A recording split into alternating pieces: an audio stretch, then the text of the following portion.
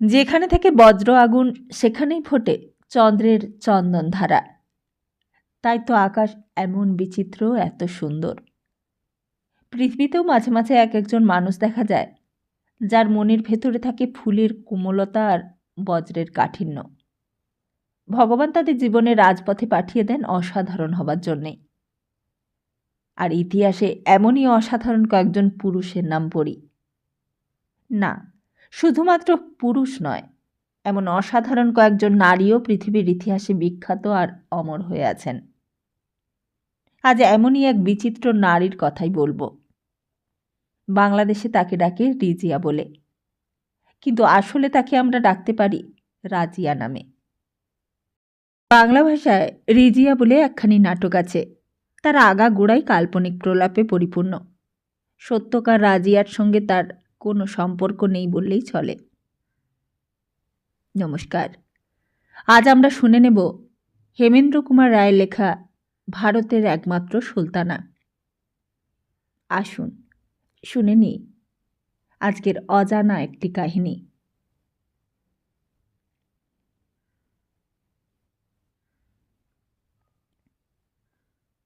যেসব দাস রাজা দিল্লির সিংহাসন অধিকার করেছিলেন তাদের মধ্যে সর্বগ্রগণ্য বলে বিখ্যাত হয়েছেন সুলতান ইলতুৎমিশ।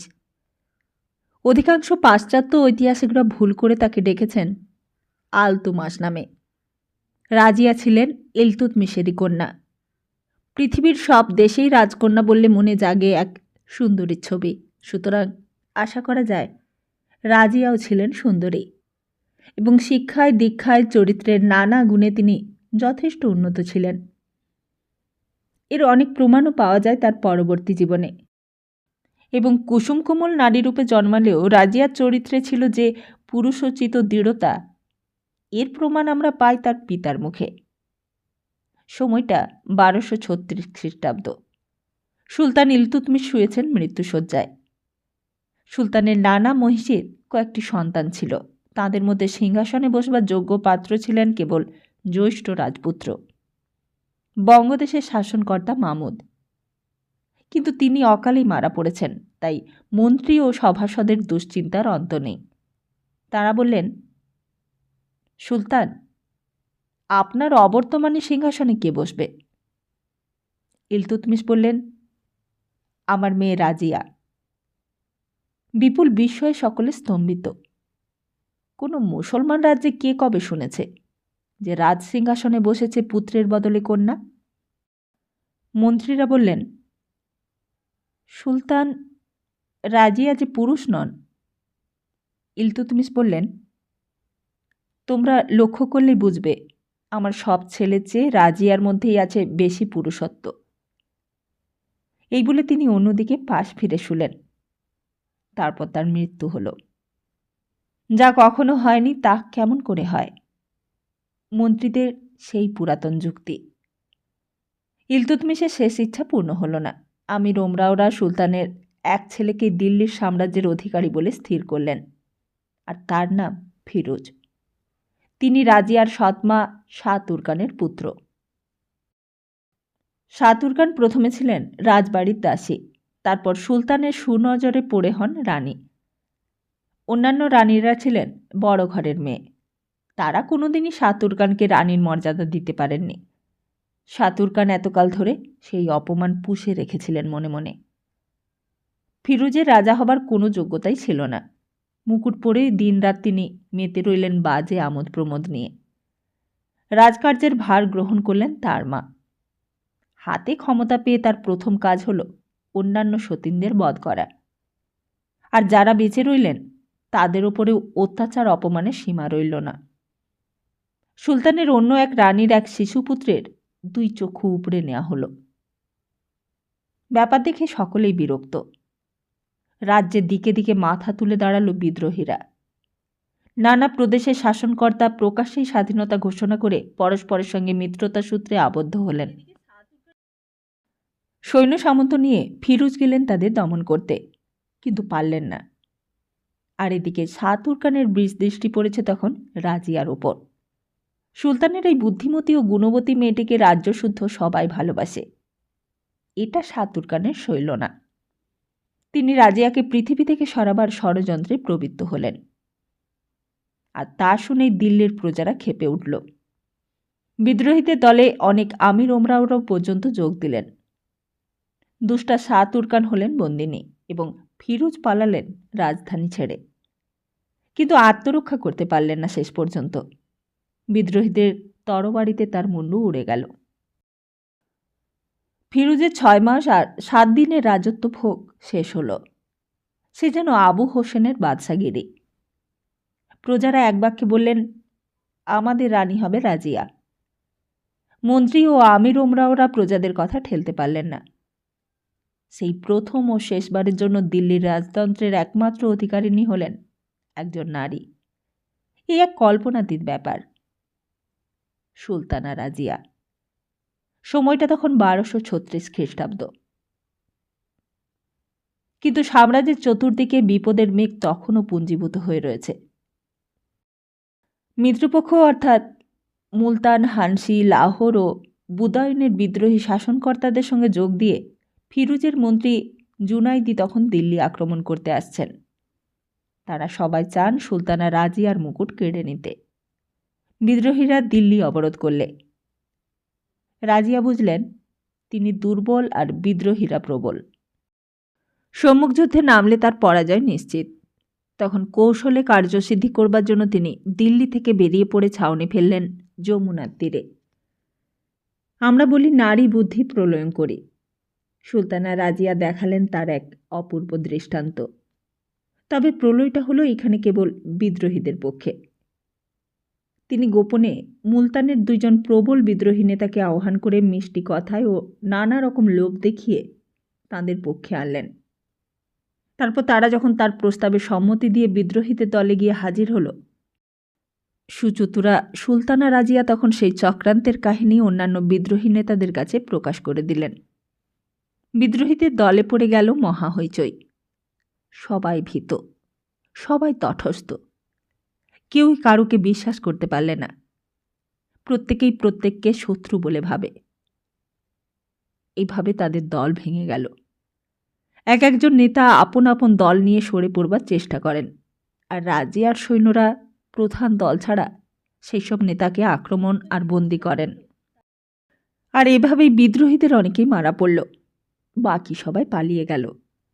জয় হল রাজিয়ার তীক্ষ্ণ বুদ্ধির। সমগ্র হিন্দুস্তান হল তার অধিকারভুক্ত। এমনকি সুদূর বঙ্গদেশ ও সিন্ধুদেশ তার বশীভূত না হয়ে পারলে না। বিনা যুদ্ধে কেল্লা ফতে। সাম্রাজ্য নিষ্কণ্টক। সুলতানা রাজিয়া তখন আমাদের পৌরাণিক চিত্রাঙ্গদার মতন নবমূর্তি ধারণ করলেন।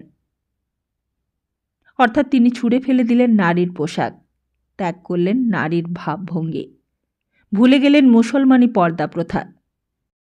সিংহাসনে বসেন পুরুষের সাজে, রণক্ষেত্রে যান সশস্ত্র যোদ্ধার বেশে। এই তেজি আর নারীর চিত্তের মধ্যে যথার্থ পুরুষত্বের আশ্চর্য বিকাশ দেখে গোঁড়া মুসলমানরাও নীরব হয়ে রইলেন, কোনো রকম আপত্তি প্রকাশ করলেন না। কিন্তু গোলমাল শুরু হলো আর এক কারণে। বুদ্ধিমতী রাজিয়া মানুষ চিনতেন। যোগ্যতা দেখে তিনি আফ্রিকা থেকে আগত জালালউদ্দিন ইয়াকুত নামক এক ব্যক্তিকে নিজের গ্রাহস্থ বিভাগের একটি উচ্চ পদ প্রদান করলেন।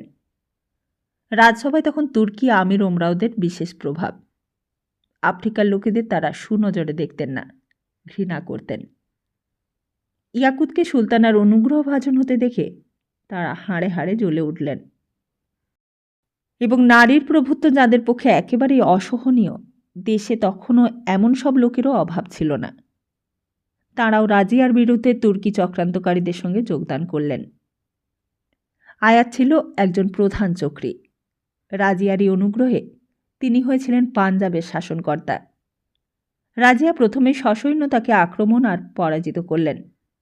আয়াজ প্রাণ বাঁচিয়ে পালিয়ে গেল। আর সঙ্গে সঙ্গে অন্যান্য চক্রীদের সংখ্যা দিনে দিনে বেড়ে উঠতে লাগল।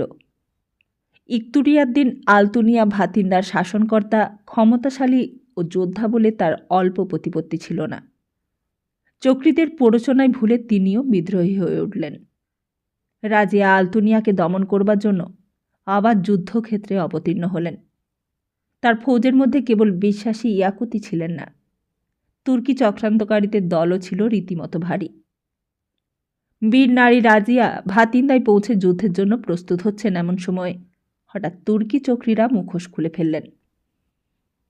শত্রুর সৃষ্টি হয় যখন ঘরে বাইরে, তখন তাদের আর ঠেকানো যায় না। বিশ্বাসঘাতক তুর্কি আমির ওমরাওরা প্রথমে ইয়াকুতকে হত্যা করলেন, আর তারপর বন্দি করলেন সুলতানা রাজিয়াকে। তারপর আলতুনিয়াকে ডেকে বন্দিনী সুলতানাকে তাঁর হাতেই সঁপে দিলেন। রাজিয়ার এক বইমাত্র ভাই ছিল, তার নাম ছিল মুইজুদ্দিন বারাম। চক্রীদের অনুগ্রহে দিল্লির সিংহাসন লাভ করলেন তিনি। সময়টা তখন 1240 খ্রিস্টাব্দ। চক্রীদের মনের বাসনা পূর্ণ হল, দিল্লির সিংহাসন থেকে নারীর প্রভুত্ব বিলুপ্ত হল। রাজিয়া শত্রুর হস্তে বন্দিনী হলেন। কিন্তু কারাগারের অন্ধকারে বসে রাজিয়া এখন কি করছেন? নিশ্চয় চোখের জলে বুক ভাসাচ্ছেন না। তিনি সিংহাসনে বসে সাম্রাজ্য চালনা আর অশ্বপৃষ্ঠে বসে অস্ত্র চালনা করেছেন। তার চোখে অশ্রু সাজে না। তাই সিংহাসনে বসেই একদিন তিনি বিনা যুদ্ধে প্রবল শত্রুপক্ষকে ছত্রভঙ্গ করে দিয়েছেন। আজ আবার তিনি কৌশলে শত্রুজয় করে নিজের গত গৌরবকে ফিরিয়ে আনতে চাইলেন। রাজিয়া আহ্বান করলেন আলতুনিয়াকে। বিস্মিত আলতুনিয়া কারাগারে এসে দাঁড়ালেন। রাজিয়া সহাস্যে তাকে অভ্যর্থনা করে বললেন, বীরবর, আর কতদিন আমি তোমার কারাগারে আতিথ্য স্বীকার করব? আমাকে বন্দিনী করে রেখে তোমার কি লাভ? আলতুনিয়া তিক্তস্বরে বললেন, লাভ? কোনো লাভই নেই। বোকার মতন আমি হয়েছি চক্রীদের হাতের খেলার পুতুল। তারা সবাই নিজের নিজের কাজ গুছিয়েছে। কেউ করেছে তোমার বোনকে বিয়ে, কেউ হয়েছে মন্ত্রী, আর আমাকে করে রেখেছে কেবল তোমার ভারবাহী গর্ধব। রাজিয়া বললেন, এই ভার ত্যাগ করতে পারবে? তাতে আমার কি লাভ? লাভ? জানো বীর, একদিন যে দিল্লির সিংহাসনে বসেছে, আবার সে সেই সিংহাসন আহরণ করতে পারে। কেমন করে? তুমি যোদ্ধা, তোমার নিজের সৈন্য আছে। ইচ্ছে করলে তুমি আরও অনেক নতুন সৈন্য সংগ্রহ করতে পারো। তারপর তোমার সঙ্গে যুদ্ধযাত্রা করে আবার আমি দিল্লি অধিকার করব। আলতুনিয়া খানিকক্ষণ ভেবে বললেন, সুলতানা, ধরো যুদ্ধে আমরাই জয়ী হলুম, কিন্তু সিংহাসনে আবার বসে তুমি আমার কথা মনে রাখবে কি? বীর, তোমার কি সন্দেহ হচ্ছে? হচ্ছে। রাজনীতি বড়ই কুটিল। কি করলে তোমার সন্দেহ দূর হবে? সুলতানা, তুমি যদি আমাকে বিবাহ করো, তবেই আমি নিশ্চিন্ত হতে পারি। রাজিয়া নতনেত্রে বললেন, আচ্ছা বেশ, আমি রাজি। শত্রু হয়ে গেলেন স্বামী। সুলতানা রাজিয়া আবার শত্রু জয় করলেন। কিন্তু তারপর আর বেশি কিছু বলবার নেই। এইবার ভাগ্যদেবী দাঁড়ালেন তাঁর বিপক্ষে। স্বামীর সঙ্গে সৈন্য নিয়ে আবার তিনি দিল্লির পথ ধরলেন। পথিমধ্যে দেখা হলো তার ভাই বারামের সঙ্গে, যিনি দিল্লির নতুন সুলতান। আবার যুদ্ধ শুরু হলো। ভাই বোনকে সেই যুদ্ধে হারিয়ে দিলেন।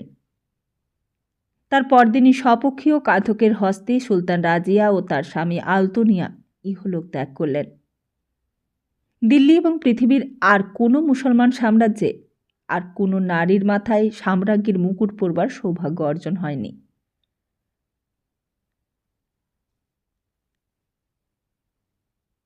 আমরা এতক্ষণ শুনছিলাম হেমন্ত কুমার রায়ের লেখা ভারতের একমাত্র সুলতানার কাহিনী।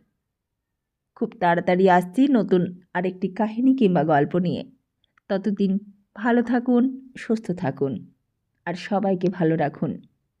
আমার গল্প পাঠ যদি আপনাদের পছন্দ হয়, চ্যানেলটিকে সাবস্ক্রাইব করে পাশে থাকুন।